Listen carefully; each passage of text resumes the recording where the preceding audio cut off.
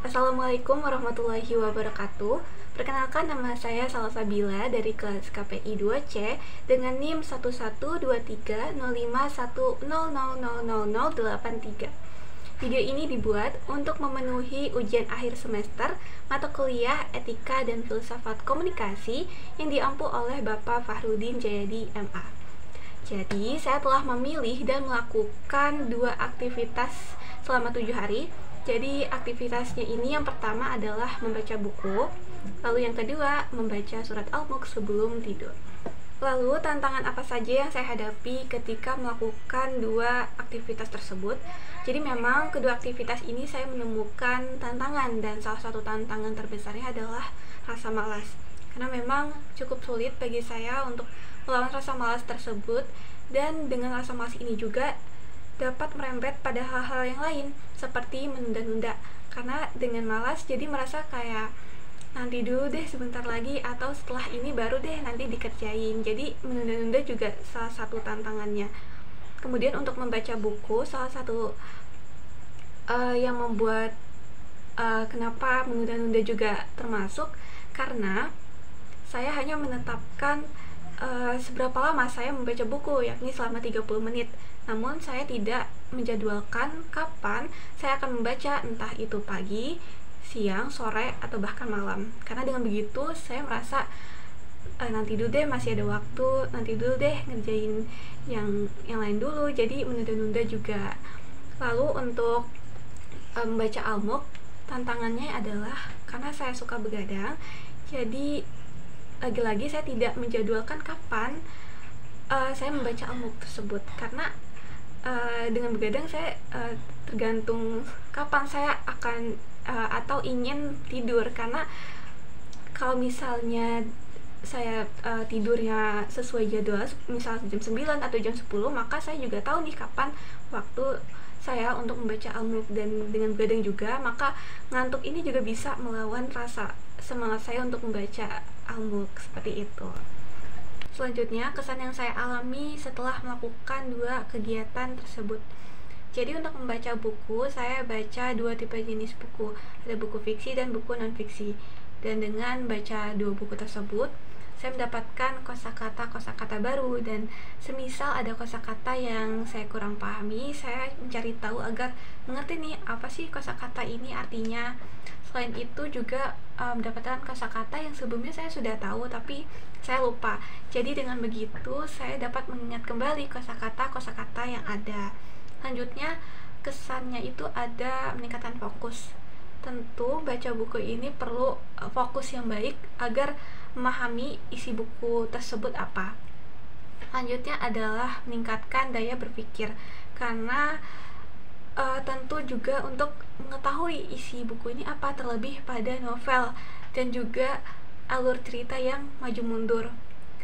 Jadi dibutuhkan kemampuan berpikir yang lebih lagi, yang lebih ekstra lagi, agar memahami sepenuhnya isi buku tersebut itu seperti apa. Lalu untuk membaca Al-Mulk, kesannya itu adalah jadi jauh lebih hafal di luar kepala karena dibaca setiap malamnya. Lalu untuk keuntungan saya melakukan dua aktivitas tersebut. Jadi untuk membaca buku ini meningkatkan attention span atau rentang perhatian, yang dimana saya sering membuka video-video pendek, baik itu di reels Instagram maupun di video-video TikTok, yang dimana video-video ini hanya pendek namun isinya kita dapat gitu. Jadi gak perlu waktu lama-lama untuk membaca, untuk memahami isi video tersebut. Dan dengan begitu attention span saya jadi jauh lebih menurun, jadi pendek. Jadi dengan begitu dapat meningkatkan attention span saya. Jadi semulanya awal-awal memang sekitaran 30 menit, tapi lama-lama juga bisa jadi lebih dari 30 menit, bahkan 1 jam atau 1 jam lebih, seperti itu.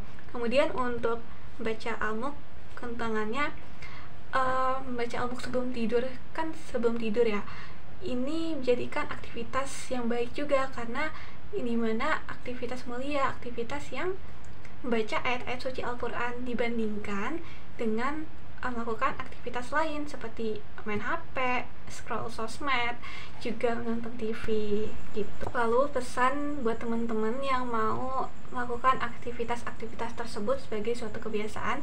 Jadi yang pertama adalah niat yang baik, tentunya niat yang tulus agar aktivitas-aktivitas ini dapat berjalan dengan baik, dapat diberi kemudahan, dan insya Allah dampaknya juga berasa untuk kita.